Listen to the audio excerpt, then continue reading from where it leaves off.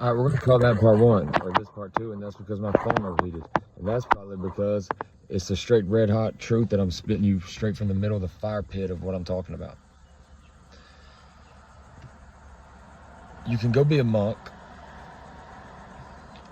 and that's all good, man. All props to you. Or you can go and, you know, work at Kroger and just act like you're just going to play video games the whole rest of your life. And, you know, if you can do that, props to you as well. But what you find as at the truth of the center of our feeling center that you arrive at is that we want to offer other people something.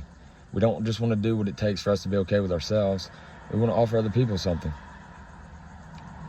Here in this, from this place of meaninglessness and hopelessness, here is where art.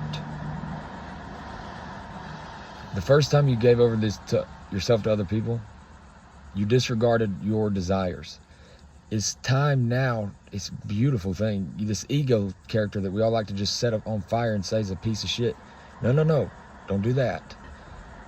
That first one you messed up, okay, whatever. Everybody does, it's what happens, literally. Don't blame yourself, it's what happens. This is where your ego is beautiful. Sheer expression of meaning it is, now that you're separate from it and have objectivity from it. You're not sitting in the subjective seat of it, just letting it run you around and chasing girls' asses like you're rutting deer and stuff. You have objectivity, and this meaning, what you have now found yourself as, this thing, you went and found yourself. What you've discovered yourself to be that you're now separate from is your art to express. You can draw a picture. If you understand this, on the backside of understanding what you're doing, you can pick up a pencil and draw on a piece of paper, and it's going to be meaningful to you enough that you'll know where to go from there.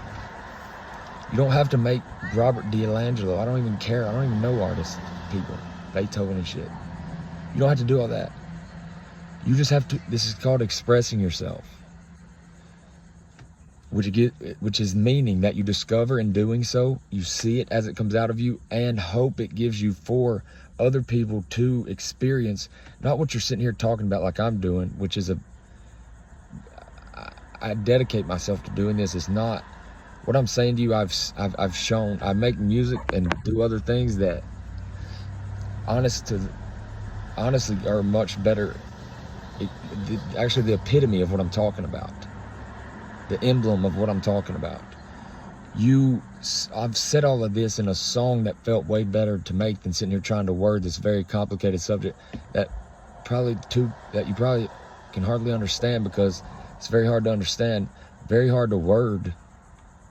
And that's where this art comes into place, because that's what speaking is word art. This is art, and I'm good at it.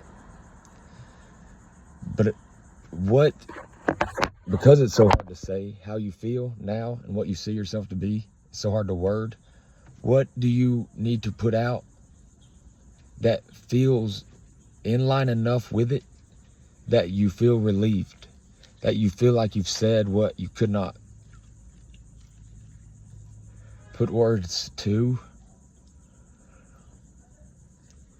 And that is all of the meaning and hope that you will need to get out of this pit of meaninglessness and hopelessness. As I said, it's freaking awful, dude.